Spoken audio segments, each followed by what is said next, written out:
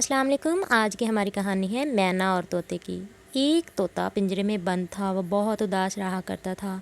एक दिन उस घर में एक मैना आती है और तोते से बातें करती है।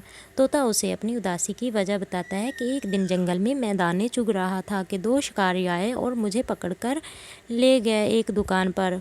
वहाँ एक आदमी को बेच दिया। वो आदमी मुझे अपने घर लाया और पिंजरे में बंद कर दिया। अब मैं बहुत परेशान हूँ। तब तक इन दोनों की आपस में दोस्ती हो जाती है। मैना तोते को पिंजरे से बाहर निकाल देती है। अब तोता भी आज़ाद हो जाता है। वो दोनों एक जंगल में आते हैं जहाँ मैना का घोंसला था।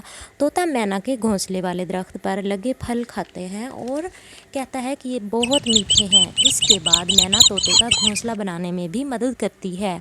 तोता कहता है मैना से, तुमने मेरी 2 बार मदद की, इंशाल्लाह मैं भी तुम्हारी मदद करूँगा।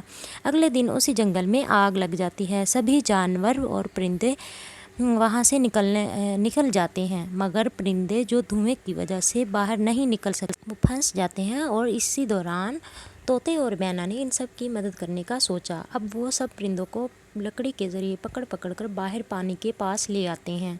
इसके बाद मैना धुएं में फंस जाती है और अकेली रह जाती है। पुकारती है कि कोई इसकी मदद को आए।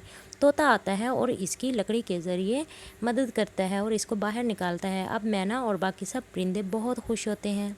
देखा बच्चों, हमेशा एक अच्छा दोस्त ही आपके मुसीबत के वक़्त में काम आता है।